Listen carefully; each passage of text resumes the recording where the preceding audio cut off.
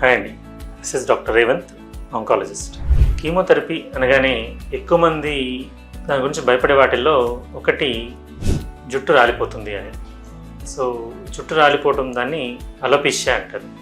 ఎందుకంటే అసలు ఎందుకు జరుగుతుంది అంటే కొన్ని టైప్స్ ఆఫ్ కీమోథెరపీ ఇచ్చినప్పుడు మనకి కీమో డ్రగ్స్ అనేవి బాడీలో ఉన్న అన్ని ఆర్గన్స్కి పెడతాయి. అలాగే మన హెయిర్ ఫాలికల్స్లో ఫాస్ట్గా డివైడ్ అయ్యే సెల్స్ ఉంటాయి. క్యాన్సర్ సెల్స్ ఎట్లా అయితే ఫాస్ట్గా డివైడ్ అవుతాయో హెయిర్ ఫాలికల్ సెల్స్ కూడా ఫాస్ట్గా డివైడ్ అవుతాయి. కాబట్టి ఎప్పుడైతే ఈ కీమో డ్రగ్స్ వెళ్ళి ఆ పార్ట్ని రీచ్ అవుతాయో ఆ సెల్స్ ఎఫెక్ట్ అయ్యి అవి కూడా చనిపోవడం వల్ల హెయిర్ లాస్ అనేది జరుగుతుంది. సో ఈ హెయిర్ లాస్ జరగటానికి అన్ని టైప్స్ ఆఫ్ కీమోథెరపీలో ఇది జరగదు. ఒక 4 కామన్ టైప్స్ ఆఫ్ కీమోస్ ఉన్నాయి. Alkylating agents, anthracyclines, toxins, topoisomerase inhibitors. ఈ 4 గ్రూప్స్ ఆఫ్ కీమోథెరపీ డ్రగ్స్ వాడినప్పుడు ఈ హెయిర్ లాస్ అనేది జరుగుతుంది.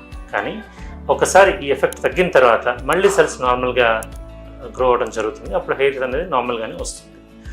కొంతమంది మెజారిటీ పీపుల్ ఈ కీమోథెరపీ స్టార్ట్ చేసే ముందే తిరుపతికి వెళ్ళడము, లోపల షేవింగ్ చేయించుకోవడము అలాంటివి చేస్తూ ఉంటారు. ఎందుకంటే తర్వాత ఎలాగో రాలిపోతుంది కాబట్టి ఇది చేయించుకుంటూ ఉంటారు.